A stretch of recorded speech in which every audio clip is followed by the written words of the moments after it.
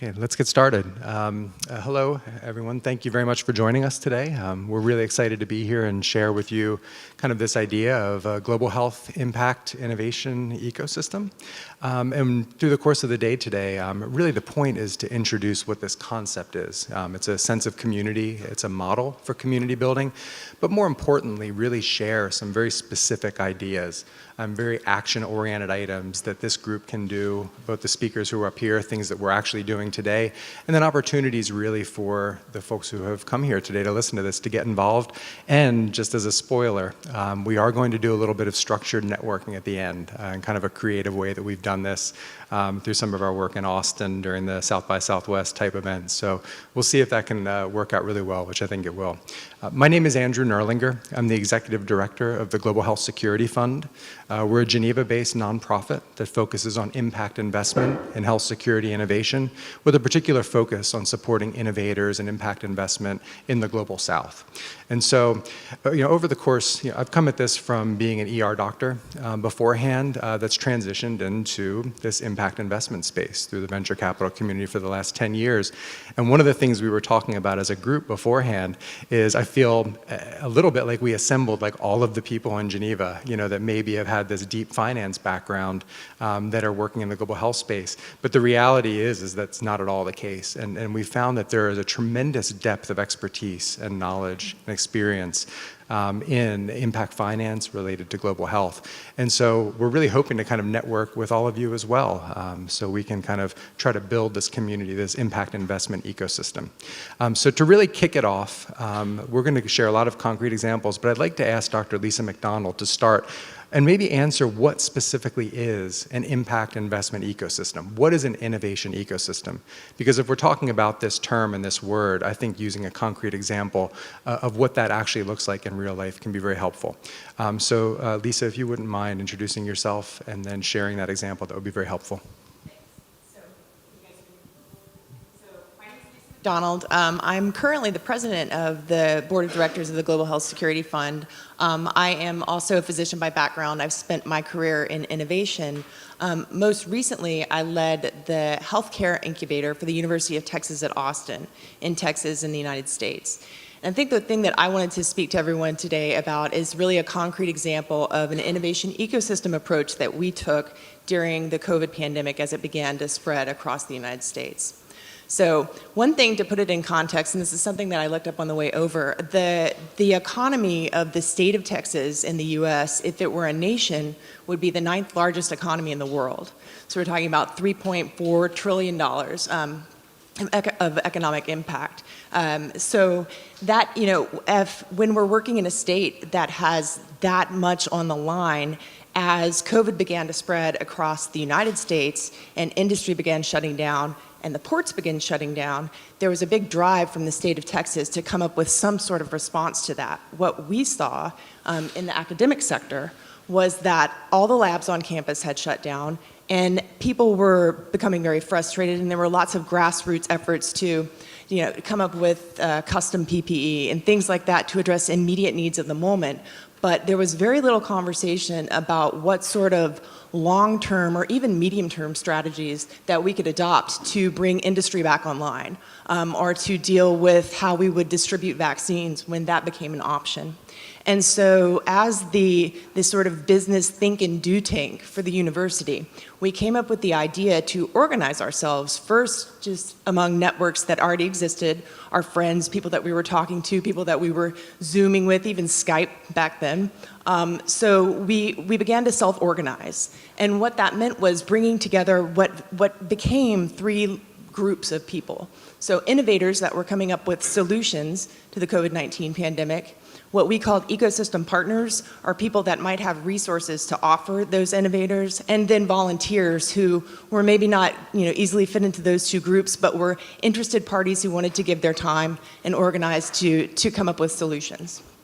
And so that in and of itself is not a groundbreaking concept. It's not a groundbreaking model. I think one of the things that we found success with was the organization and the structure that we put behind that. We began to meet multiple times weekly, came up with a strategic plan, came up with some goals, and eventually came up with enough of a mechanism behind that to begin to seek funding. So to fund an enterprise like this when everything was shut down and people had more time was very interesting, because we had initially organized it thinking that we would get funding from the different healthcare entities to fund something like this. And what we found, that the big industry players weren't necessarily interested in putting funding towards what might become competitors. Where we did find success in finding funding in the United States was through the Department of Commerce. So they saw this as an economic development activity as opposed to an activity to come up with specific solutions to an infectious disease threat. So that became a very interesting model for us going forward. We ended up getting around $1 million for an 18-month period to see if we could bring industry back online. And our method of bringing industry back online was coming up with solutions to the COVID-19 pandemic. There were a variety of different ways. Some of them were simple, some of them were more complex. A lot of times that involved us bringing small and medium enterprises in front of a group of people, not unlike this, but in a virtual setting, and asking very specifically, what are you doing? What can you give? And how can we help? And just through going through the very simple conversation of asking those 3 questions and opening up a dialogue, we began to create linkages and find success. And sometimes that success was, hey, we've just heard from 7 other people that are working on the exact same thing as you. This is, join forces or abandon this and move on to the next thing. So it's not always about finding specific success for a person that's presenting in front of you. Sometimes it's leveraging the entire body of people to either redirect them or point them in a new path. So I feel like that is a concrete example of what we call the Texas Global Health Security Innovation Consortium. What was interesting over time is the different topics within health security that we addressed changed in response to the pandemic. So initially it was, how do we complement vaccination strategies, or even come up with diagnostic devices, very concrete science-based things. As time went on, we began to address what are methods to recognize and pinpoint miscommunication and misinformation within the pandemic. So we were able to create something that was robust enough to change over time.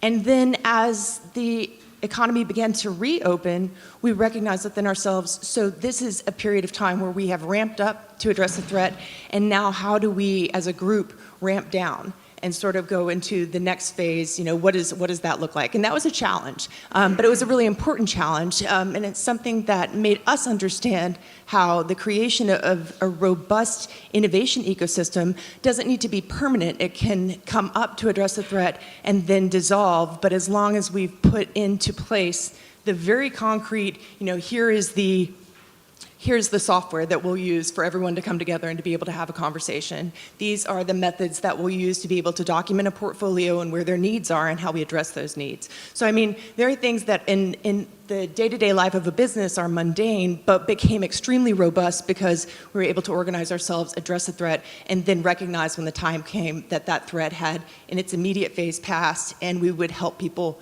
go back to their daily lives and go back to work. So that's a concrete example. Can I ask you, how many organizations ultimately became a part of TextGHS, and then what types of organizations were those? What did the membership look like? So as I said, we were based and opened ourselves up from the universities, so from the academic sector, and began to spread across other universities that were tapping into researchers. So that was I think that was our beginning. But then we also interfaced with the private sector with different laboratory facilities that would have the actual capacity to develop, to prototype, to print, and then to go to market. The private sector and consultants that were vendors that might have the business know-how or mechanisms in place, and then certainly the state government. And as we continued to grow, we grew outside of the state of Texas and then internationally, and so began to create this sort of growing network of many different types of entities. Like I said, the place. We worked across public health and the different public health entities, but many of those times it was kind of interesting because they were so busy with their day-to-day workflows that they didn't necessarily have the time to sit in a room and cogitate new, interesting ways that we might address a threat that comes up in 2 months or 6 months. So we found a lot of traction within different groups that were able to wear an economic development hat. It sounds like there were a lot of people in this community, especially Austin being a major tech hub, where there were things that were on offer. You know, people had resources to offer the community, and then other people had concrete asks to do whatever they were trying to accomplish, whether it be an innovation or technology development.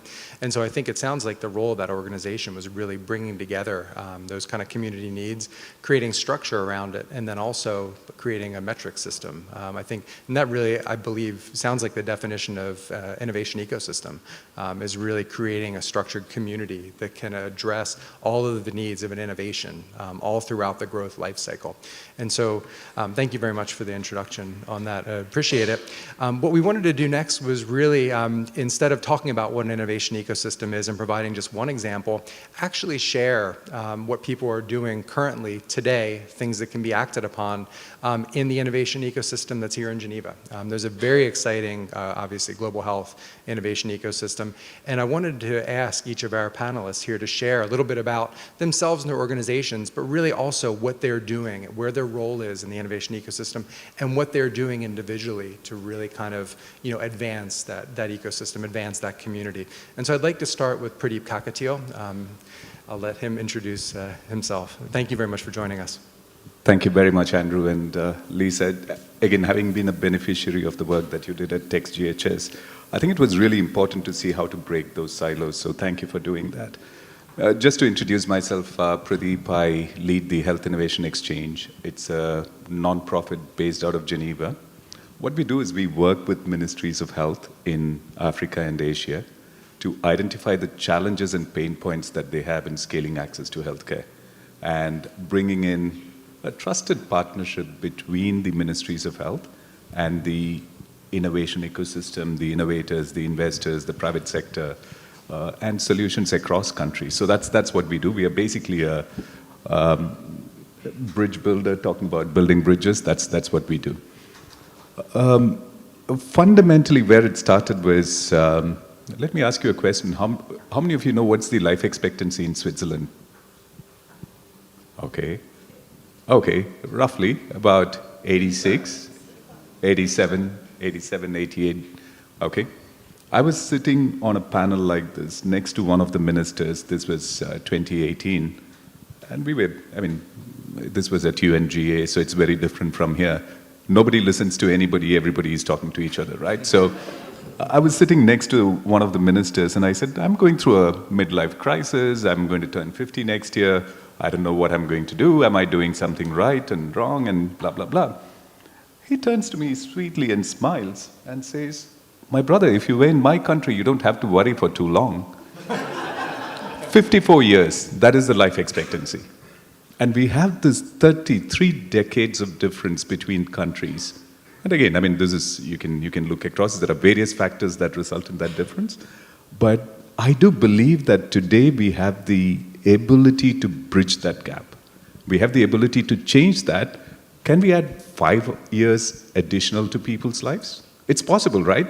So we started then thinking, I used to work for UNAIDS at that point of time, and we set up an innovation unit, the Health Innovation Exchange, and very recently we spun it out of UNAIDS. And the reason for really thinking about innovation, and I started asking ministers of health, look, there are so many technologies, why is it that you're not leveraging these innovations for scaling access to healthcare?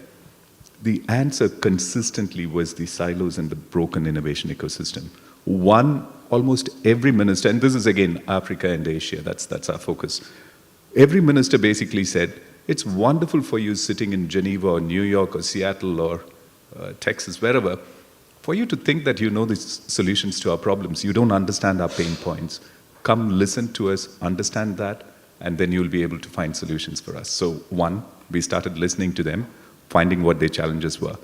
Number two, even if I have the best of solutions as a Minister of Health, I don't know whether I should trust which one of you I should trust, because everybody is trying to sell you something, right? So we basically said, okay, we are neutral. We'll be your trusted broker in many ways to build that, to identify the innovations that can help. Number three, the disconnect within ministries is huge. Sorry, I'll stay within the 6 minutes. My apologies. I think I was speaking to this health minister. He said, I want to have electronic health records in every clinic and I want to go digital. 50% of the health infrastructure does not have electricity. So digital health, you're not going to be able to scale digital health, despite what we did with COVID. I mean, the potential is huge, but we are not able to do that because the health minister will not go across the corridor to speak to the energy minister. So how do you start bridging all those conversations together? So that's the space we work in. The one example that I want to speak to and see how we can partner together. One is, if you really look at who is going to, I mean, as I said, 1 out of 2 people don't have access to basic essential healthcare. That is not going to change because of grand schemes. It's going to happen because you invest in local entrepreneurs. We have a couple of entrepreneurs from Zimbabwe and Santu and others and Karen and others who are here, who are doing some amazing work, bringing innovations to really respond to the challenges. And again, for those of us who are part of the health innovation ecosystem and health systems, 70% of the frontline health workforce, 70% of the health workforce and 90% of the frontline health workforce is female. They're coming up with amazing solutions like our friends here. But if you're a female entrepreneur, less than 2% of the entire VC capital goes to women-led innovations, women-led enterprises. So how do we really start bringing greater investment, equitable access to financing for female entrepreneurship? That's one of our passion. That's something which we do. It's called the Women in Innovation Fund that we have established with the private sector and Kofi Annan Foundation and EcoBank.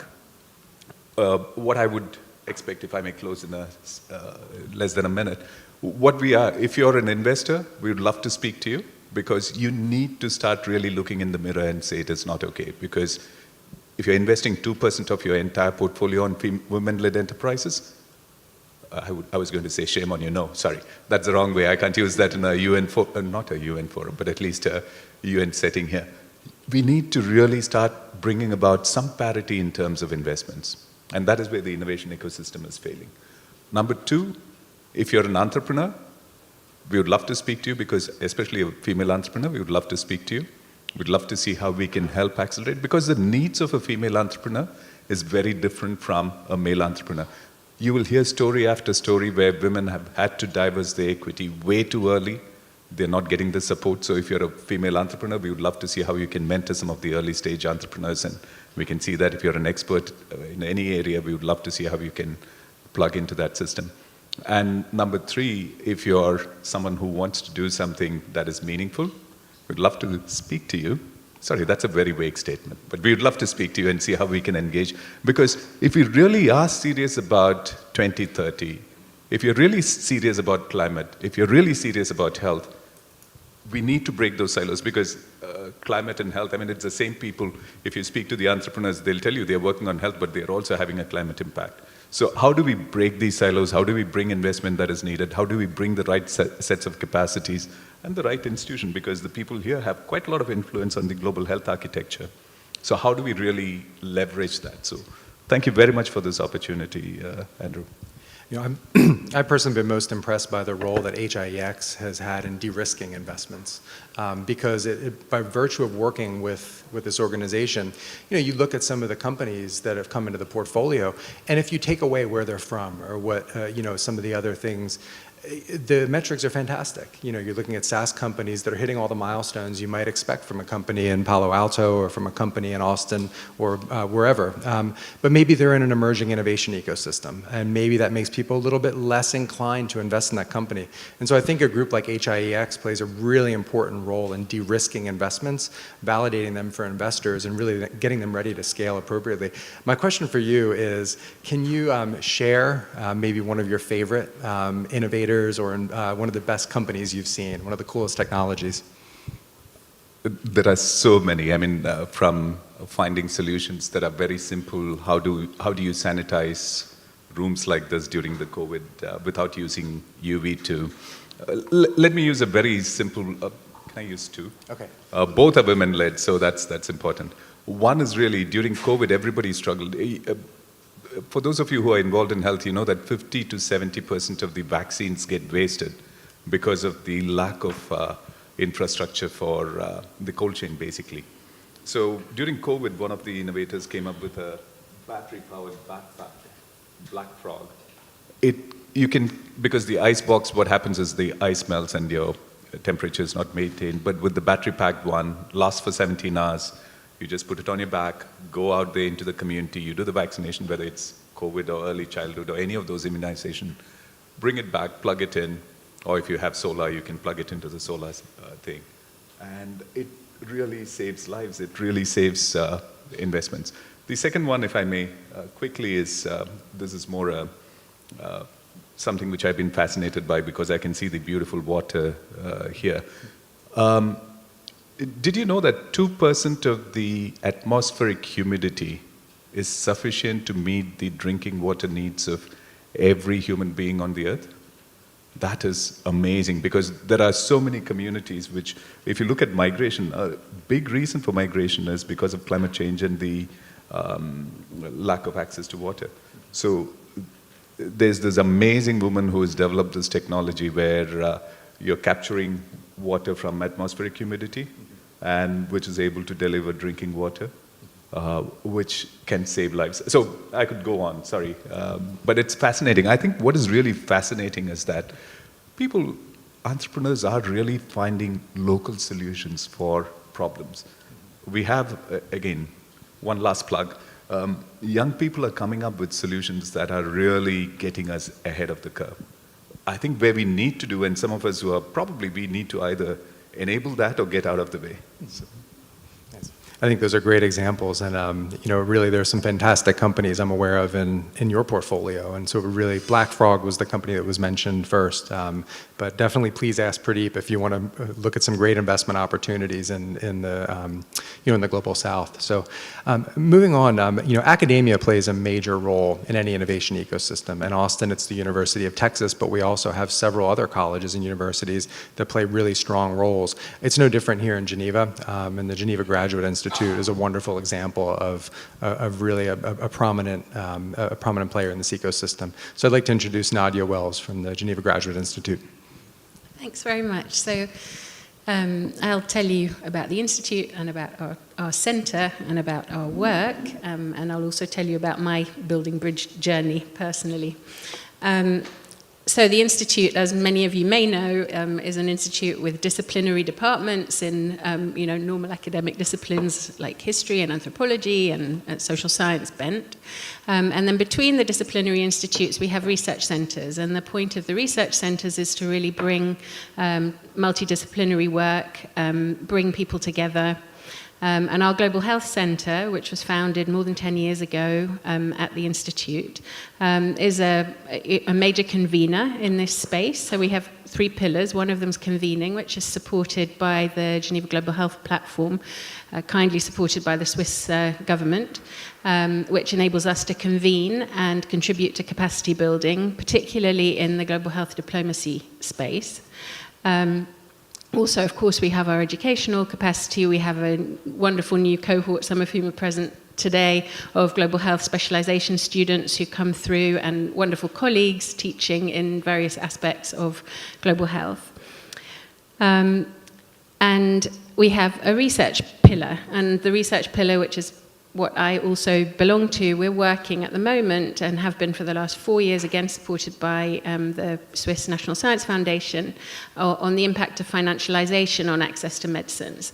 And so this project is really looking at the impact the financial actors have in the demands, and here I'm not so much talking about your end of the financial innovation space, but more the mainstream financial environment where, the kind of investors that invest in big pharmaceutical companies, kind of banks that are operating in this space, or DFIs that are operating in this space. We're looking at the impact that whole system of financial actors has on what comes out of our innovation system in terms of production, research and development of new medicines and those kind of aspects. My personal journey is that I come from a mainstream investment background. I spent 25 years working in the mainstream big global asset management world, with one of the sponsors and one of the initiators, in fact, of when Building Bridges got started several years ago.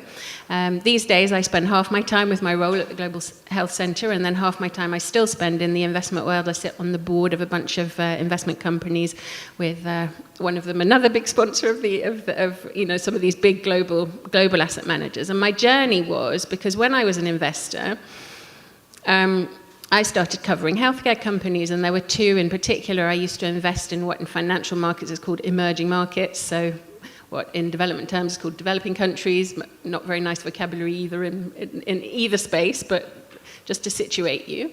And so two companies came by chance at the same moment from two different parts of the world to list in London. And the listing processes now take 3 weeks, and in 3 weeks the companies run around the world with their investment bankers and come and talk to people like I was, a portfolio manager in a very, very big global asset management firm, and say, hey, buy our story, invest in our shares. And these two companies both raised $1 billion in 3 weeks. And I was, at the same time, managing the firm I used to work for, is a very generous philanthropic giver as well, and I was managing 2 philanthropic budgets for the firm at the same time.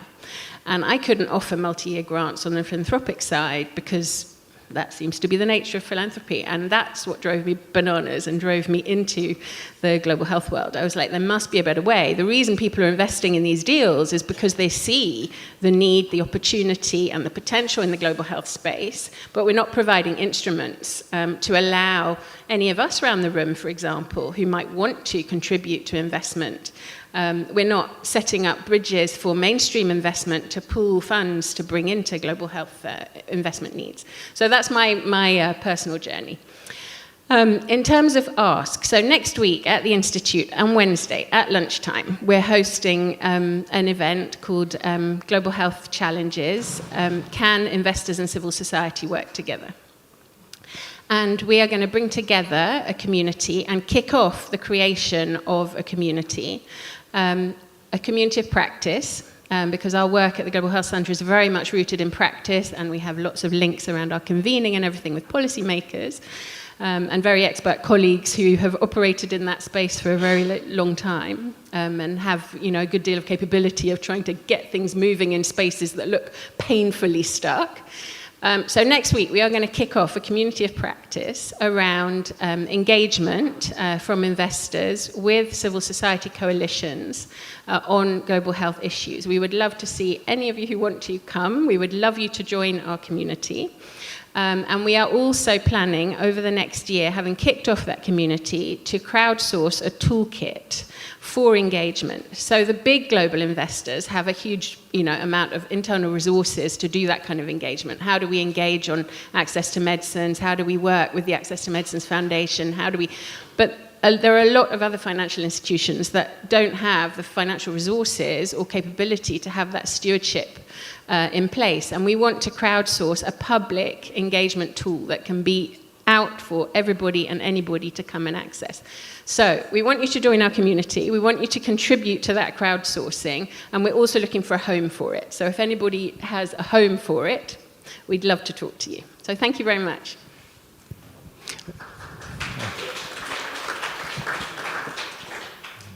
I think that's really fantastic, and I'm very curious to see, when you have someone who has so much experience in the financial sector, and then who is now taking on this challenge related to global health, do you feel like that's really kind of set an important precedent for other people to maybe follow that same path? I mean, I know it's hard to say, like, yes, I am an example, but I guess maybe that's what I'm asking. I mean, do you think it makes it okay? I can't even sit on a chair without falling off and put my water down, so I don't think I presume to be an example. No, thank you. I don't think I presume to be an example.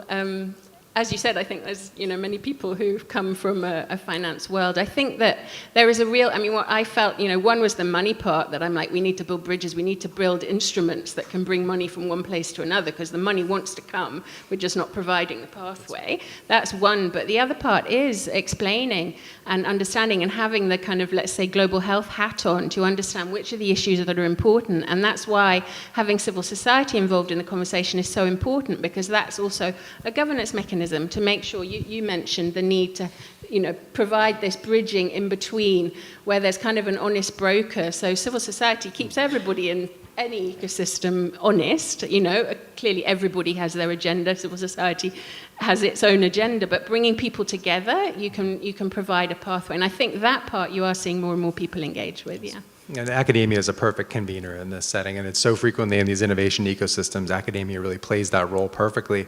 Geneva is pretty interesting, though, because we also have other groups that play that convening role in kind of a different, in a different way, and Gavi is, of course, one of those groups. And so looking at, Gavi's fundamental role is, related to vaccine distribution and equity, and how do you achieve that? And sustainable finance really plays a key role in that. And so it's a real great pleasure to introduce Raphael Ferry from Gavi. Thanks, Andrew. So as I mentioned, I'm Raphael Ferry. I lead a portfolio of innovative finance work at Gavi Vaccine Alliance. What's really incredible about being in finance at an organization like Gavi at that scale is that you really have the power to influence behaviors. And for those who don't know, Gavi is a public-private partnership. We work to help immunize half of the world's children against some of the deadliest diseases in the world. And in my role, we're really able to think about how we shape markets, how we accelerate our impact, how we catalyze and scale innovations. And so it's a really exciting place to be. And I wanted to give folks just a little taste of some of those different initiatives. So Gavi at its core was developed to pull together very fragmented demand of vaccines. And so that in and of itself is a really powerful vector for impact, and being able to bring a block together to manufacturing, saying we will buy your vaccines at certain conditions and be a market maker rather than follower. And so that is kind of at the surface level, but even within our engagement with manufacturers, there are a lot of other things we can do. A couple that have been very powerful for us have been advanced market commitments and guarantees. On the advanced market commitment side, we did this for the pneumococcal vaccine. There was incredible undersupply, and manufacturers were now looking at our markets as a viable market at the prices that we were offering. And we were very fortunate to have donors step up, provide a pot of $1.5 billion that we could use as a pot to incentivize new behaviors. And that's a lot of money. It worked. I mean, we had very specific criteria, but it effectively moved the market to a state where we were able to introduce the PC vaccine at a faster scale than ever before. And so we're able to use the lever of finance in a way that really can deliver great impact. Same thing with guarantees. The private sector has certain limitations on what they can do. For the Ebola Zaire vaccine, same situation. There were regulatory barriers that manufacturers are now willing to take on themselves by providing a guarantee that would be buying volumes ultimately, so it wasn't free money. We were able to unlock some of those regulatory barriers for them. They were able to invest in it, and effectively with no risk. And so those are a few levers that we can do that we can use on more of the market shaping side. Having access to finance quickly is also incredibly important. During the pandemic, our donors could not get their funds to us fast enough. We developed new partnerships with the European Investment Bank and the Development Finance Corporation to actually basically front load us capital on the backs of these donor grants. So in a time like COVID, when you need cash immediately, we were able to broker new partnerships to actually accelerate our impact before our sovereign donors could even come to us. And the last point I want to mention, we do want to see the best and latest innovations going to our markets. And we do have a role in catalyzing and scaling those innovations. So we do bring to bear our resources, our networks, our capabilities to do that. And so across all of these different vectors, it's an area where we see ourselves as playing a very important role. And the one point that I want to emphasize is that when we think about impact investing and the ecosystem that we're in, we often think about debt and equity investments. There's a whole spectrum of influence that you can actually have with your capital. And so think about guarantees, de-risking, recoverable grants, convertible debt. All these different types of tools are incredibly powerful, and broadening the aperture a bit to those tools can really yield great impact. And so what I'd love to be challenged on and pushed on is what more can we do with some of these interesting mechanisms that are out there. I think the role of an organization like Gavi, one of the biggest challenges for early stage startups is validating their market, validating their customers. Do you think, I think you kind of touched on this, but how does Gavi really kind of provide that opportunity, especially for people who are early stage innovators tackling problems around things like, vaccine distribution or, validation? Yeah, absolutely. It's a great question, and one that we're at times still grappling with. We do want to ensure that there is a minimum quality standard. We don't want to make sure that these are best-in-class innovations. And so if we can get to that point of having that comfort, we're willing to bring our full body of work and our resources to bear for it. And so do get in touch. I mean, we have folks who'd love to hear from you about the different innovations we have for the market. Thank you very much. And kind of moving on, one of the big challenges, I think everyone kind of touched on it at some level, is how do you actually measure kind of the impact of what you're working on, especially when you look at global health. There's an inclination to think that it's super easy to kind of track, this is lives impacted or, other impact on SDG accomplishment. But the reality is quite different. It's very, very difficult to figure out, what type of impact you're having on things like health equity.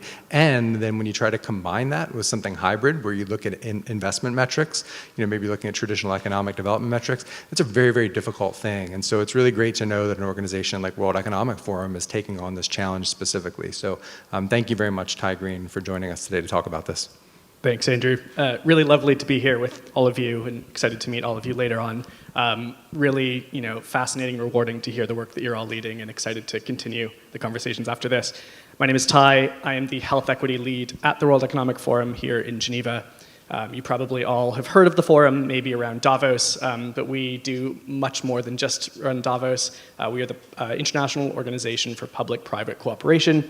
So we really offer this sort of safe and trusted platform for the private sector to come together with the public sector, with governments, with civil society, academia, innovators, social entrepreneurs, to ensure that we're working on sort of the most pressing issues that the world faces. And we have, over 200 different work streams on everything from, carbon neutral movement to upskilling, reskilling, employee DEI, and of course on global health through our Center for Health and Healthcare. And through that work, we run a variety of different initiatives on pandemic preparedness and response, on value-based care, and of course on health equity, which I run. I think important to note that the forum is not an implementer, so we really are this platform to incubate ideas, to bring sort of together those leaders in various spaces, to create a sort of joint action plan and a roadmap, and then allow our partners to take it forward. I think interesting to note that Gavi actually launched at the annual meeting from the forum 20 plus years ago, Global Fund as well, and more recently CEPI. So specific to the work that I'm leading, it's through a network that we launched 3 years ago in the middle of COVID called the Global Health Equity Network. And this came about from interest from our various partners, especially actually outside of health and healthcare CEOs from oil and gas companies, financial services, coming to the forum and saying, listen, I think we're realizing that we have a role to play here in not only sort of the global health ecosystem, but ensuring that our employees and our customers and the communities where we work have access to the various drivers of health that they need. And so we launched this network to bring together. We currently have over 50 members across industries, across regions, everything from major biopharma companies, small startups, to large technology companies, civil society organizations, a few government representatives. And the intention is sort of a few different things. One is to get health equity onto the public agenda, using the forum's venues like the annual meeting, like our public engagement channels, ensuring that CEOs, ministers of finance, leaders in sort of the public and private domains understand, first of all, what health equity is, understand that it's not only within the healthcare system, but there are economic, there are social, there are environmental drivers of health that they have sort of influence over. The second is ensuring that we're moving towards action. And so we launched our own public commitment, the Zero Health Gaps Pledge in Davos this year. We currently have close to 90 signatories, again, ranging from large multinational corporations to small startups and NGOs, which is a sort of 10-step commitment to embedding health equity into core operations, investments, and strategies.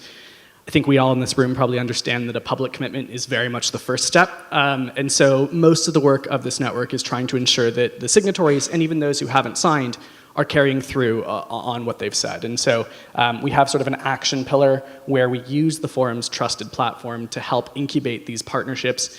We've seen a few things happen in Philadelphia, for example, where various members found out that they were all interested in one way or another around affordable housing and were doing sort of their own various investment programs.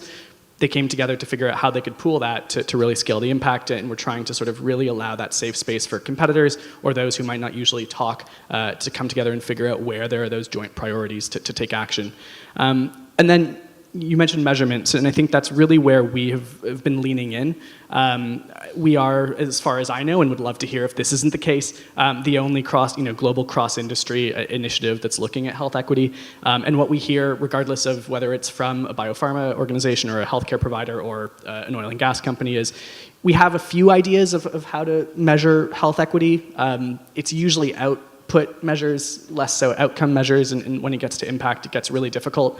I think there's been progress over the last few years on, say, employee health and safety, potentially sort of DEI figures, but when it gets to what impact are we having through our community investments, through our policy positions, how we work with vendors and suppliers, it's a really difficult thing to do. And so we're doing a couple things here, and this is where the ask, I guess, will come to this group. One is that we work, our partners at Deloitte are sort of our implementation partners, and they've put together a series of 4 measurement tools that are meant to allow any organization, regardless of size or industry or region, to start getting at least a directional perspective on how they're impacting health equity. So these are, for example, a sort of database of various metrics out there in certain reporting standards that are compiled based on how they impact health equity. So I think a lot of companies, especially outside of healthcare, might not understand that DEI impacts health equity, or paying their employees a living wage is a driver of health equity. And so we're trying to make sure that's clear.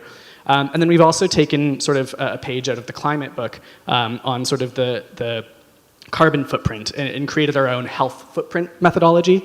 Again, I would say that this is directional versus sort of very quantitative. We don't still have all the metrics to know that you overall, from your R&D processes to your sales practices to your philanthropy, you're getting this X result on health equity. But we are trying to say, okay, if you actually sort of accumulate and sort of try to understand what you're doing across those 4 domains, are we overall contributing positively or negatively to health equity? Where are we doing well? Where are we not? And where can we take action? And then the last piece related to measurement is working with sort of that global measurement ecosystem. So the forum has a strong relationship with various sustainability standard setting bodies. So the IFRS we have a partnership with. We also work with EFRAG and others. And we are really a conduit, one of the conduits for not only business, but civil society, academic, public input into these evolving standards. And so we, from the health side, are providing sort of that platform for our various partners to say, listen, health and health equity need to be core. Of course, in the social metrics as they evolve on human capital and human rights, but even in the environmental metrics, we can't say that closing down an energy inefficient clinic is a positive thing if it's the only clinic in a 100-mile radius. So really trying to ensure that health and health equity remain at the core of this sort of drive for social impact that especially businesses, but all organizations are moving towards. I think it's really interesting. You mentioned affordable housing, you mentioned climate, you mentioned diversity, equity, and inclusion, all under this health equity umbrella. So to see kind of examples and thought that health equity really touches on pretty much everything. In this case particularly though, given that this is an investment-focused kind of event here at Building Bridges, how do you think investors could use some of the metrics that you're putting together? So, I would say that the measurement tools that we've put together, especially around some of the existing metrics pulled from everything from SASB to Moody's and others, I think provide at least one way of starting to understand, like, what are the metrics that do affect health equity, especially if you're thinking about that as one of the core drivers of your impact strategy. The second is helping to engage standard setters with us. I think that the more voices we can get in the room, sort of on the megaphone, saying that health and health equity need to be core to these standards, especially as they become mandatory in Europe and ideally in other jurisdictions, we need to ensure that they're not omitting human health, especially as a human right. And so, I think investors can play a key role in those conversations, as well as in the way that they're then evaluating where they invest. And I think that the ask would be, A, please do consider health and health equity as sort of core to those strategies. But also, we would love to figure out, and I was talking to Nadi about this earlier, is there already an existing community that's looking at this? If not, can the forum or another organization play a role in trying to convene investors so there's a sort of global understanding of what we mean by health equity in the first place? What are the metrics that are sort of evidence-based that are actually achieving health equity, and how do we then sort of move forward on those? Thank you very much. And just for us as an organization, the Global Health Security Fund, to build on all of these comments and introduce us as an organization, our goal is to really recognize the fact that every ecosystem really builds on a network, a community network, and a network of people with shared goals, shared experiences that are all working together kind of for the same thing. And so our take on this particular issue is looking at the global health security space, which a lot of us think about as being related to pandemic preparedness, response. But what we learned during COVID touches on things like health equity, health access, misinformation, mental health, community resiliency. So pretty broad topics.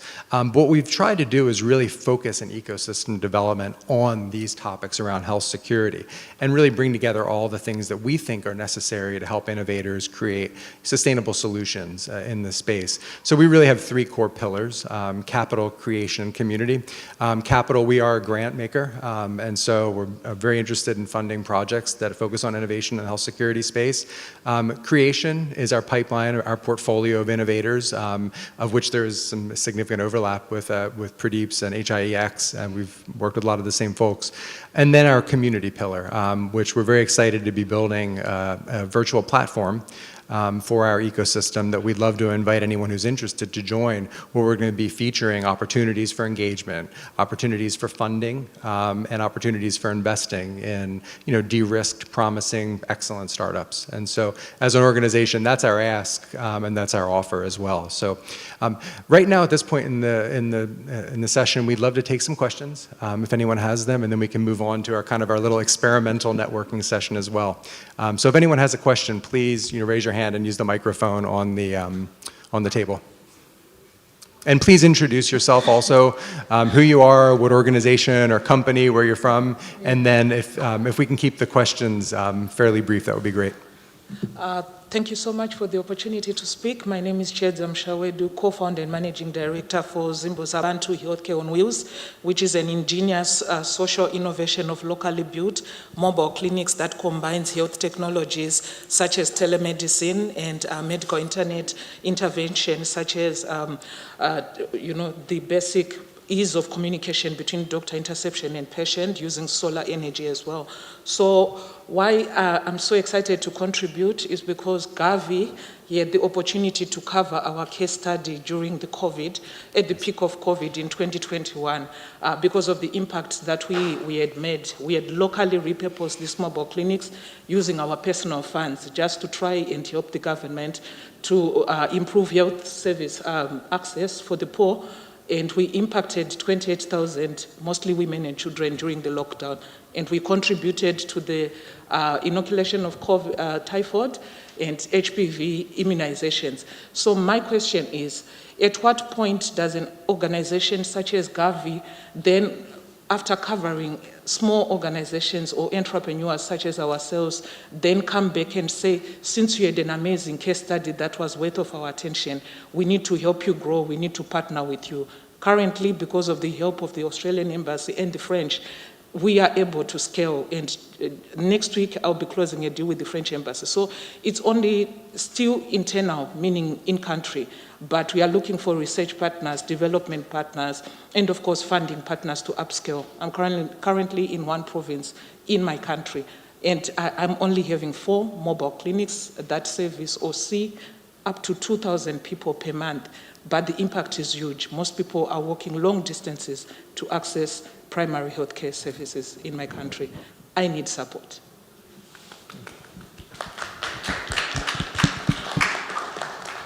And you have Meredith over here who leads some of this work at Gavi. So she'll be able to, you guys should definitely connect after. I mean, that is part of our role, and we're super excited that we were able to partner together through COVID. And I think this is where also some of these bridges come in, and that we can do a part of this, and we are also looking towards other private investors and other partners to help us through it. But I think connect with Meredith as well. We can go into the details of it.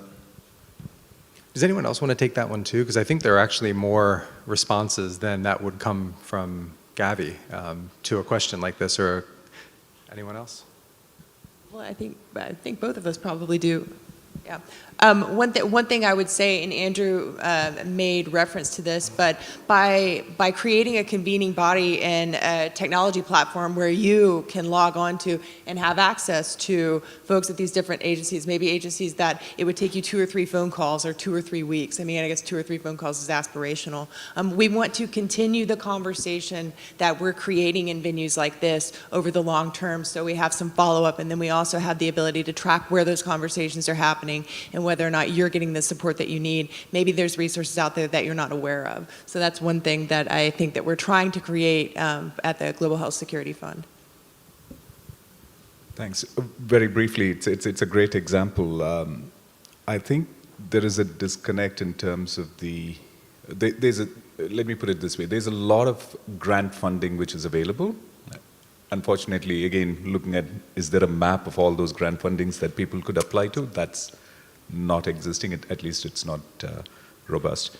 Number 2, the biggest challenge that I see in Africa and certainly parts of Asia is that the investment, when I go from grants to investment, the needs are often it's $500,000, $1 million, $2 million, that range, but most of the bankers will not get out of their bed if it is less than 50 million or 100 million. So there's a disconnect. So we really need to, and that is where I think, whether it is Gavi or some of the traditional donors, we need to create the ability to provide smaller, because, I mean, I can understand for you to de-risk it, to really look at a due diligence, it's going to cost you more than what you invest. So how can we create, because for me, I see the need for having, using let 1,000 flowers bloom. Let's see how we can invest in a number of entrepreneurs to scale them rather than looking at this big ticket items. But that's where the mismatch in the financing sectors, but happy to speak on this with you. Yeah, to put it bluntly, the community is lacking early stage investors. Sophisticated early stage investors who can write a $500,000 check, lead an investment round, and feel confident that they can kind of support follow-on funding from there. So that is a huge ask of the community. And that's where I think you funnel into things. And I think there's been some really interesting work done more recently on the different types of support that could come to an organization like yours, where you think of recoverable grants or convertible debt or other types of instruments that are actually coming to bear now more so than they were a decade ago. And so it's also an area that we're exploring those. We're new to it, but yeah, I think others like Andrew.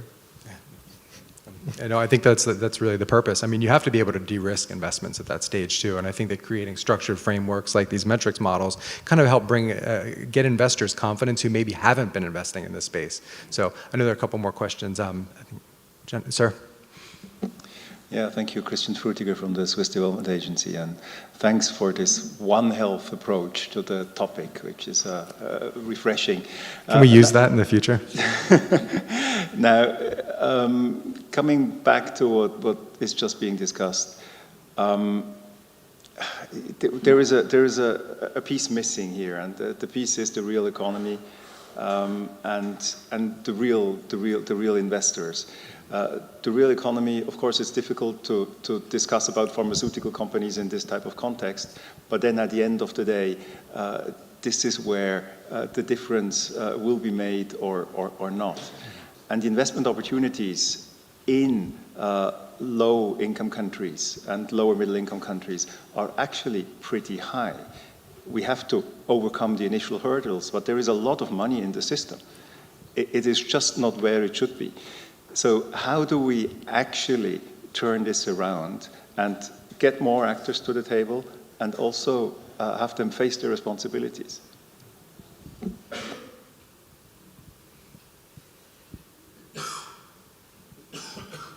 I guess by creating investment cases, that's the problem. I mean, we kind of touched on it in the previous answer, which was at the really innovative part of the ecosystem. But when you get up to the part I was talking about as well, it's about, and you're talking about in terms of big corporations, moving away from CSR, ESG, all very important, but that's not what's going to get the money to actually create sustainable businesses. And so it's that part.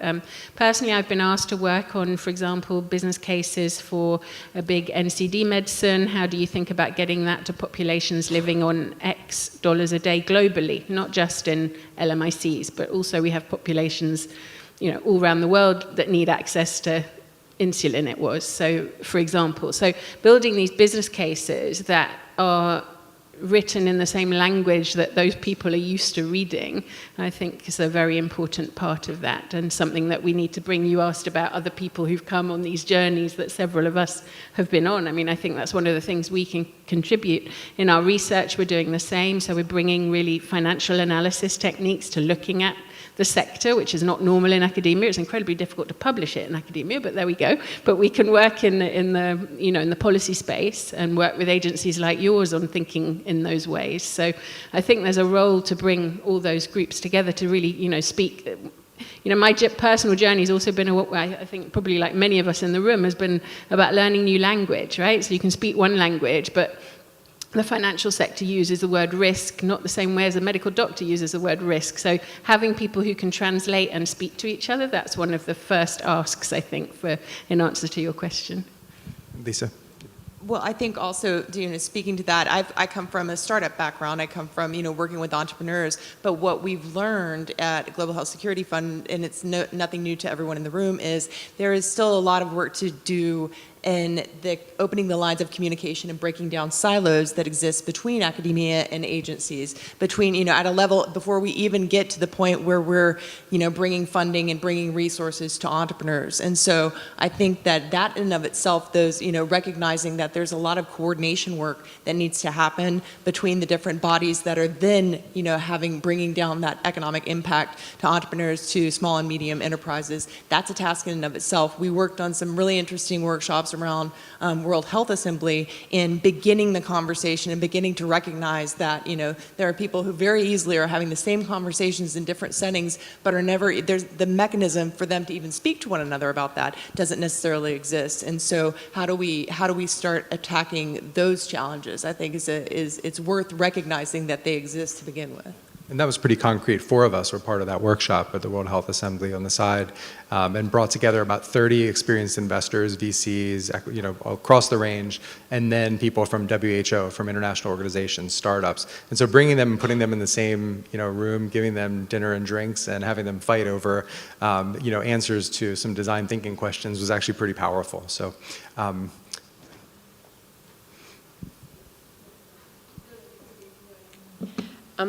I'd like to ask a question about the type of investment cases. We talk a lot about impact investing in the sense of equity, so venture capital, which is all about innovation. But what about infrastructure? What about local manufacturing? What about pharmacies? What about hospitals and investment into those?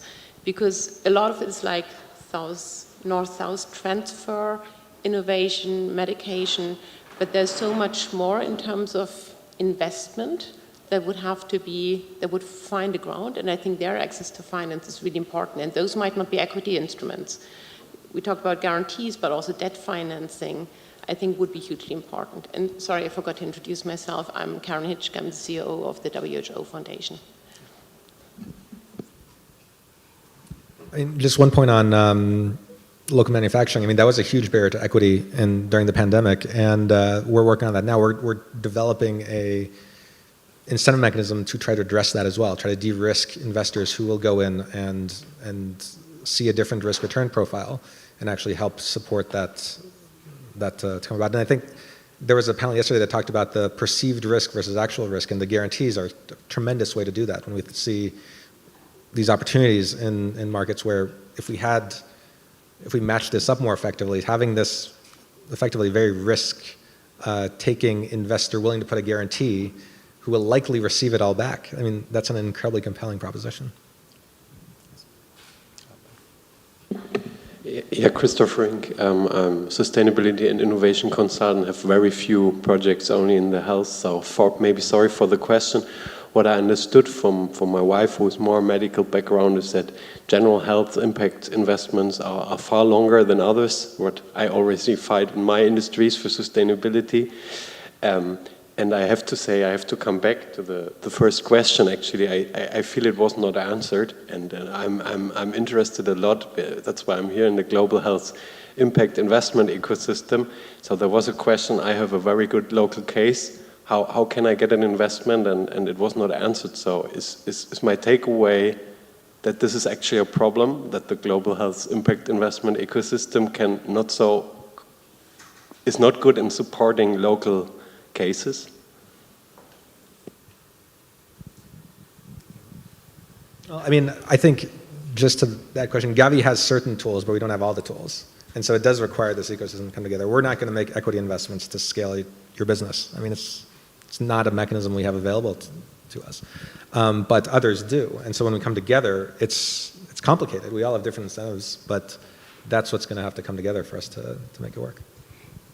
I'll take that one on. That's the core of what we're trying to fix, actually. We've seen this problem over and over again. When you look at companies we've met, out and about doing our, innovation events, doing our global health work, and you would see when we were trying to do kind of nonprofit work initially, you would see fantastic startups, coming from really strong innovation communities. One of our first experiences, Lisa and I worked together to set up something called Pandemic Tech, which is an impact investment vehicle based in Austin, 2016, before COVID. And we are making direct equity investments in companies. And sometimes the tail isn't even that long. The first company we invested in was a malaria microinsurance company based in Nigeria. Fantastic founder. They've since gone through the Techstars program and have been able to attract equity funding. Perfect example of a great type of company that is hitting really killer metrics, doing a fantastic job, but was struggling to attract investment because they were based in Nigeria, and that's the problem. So we invested in them, and we've been following their story through. We just need more examples of this, and we need to attract more people to do this more frequently so it becomes a pattern and not an exception. And so it's a huge problem still, and one I think that we're all trying to solve in our own ways.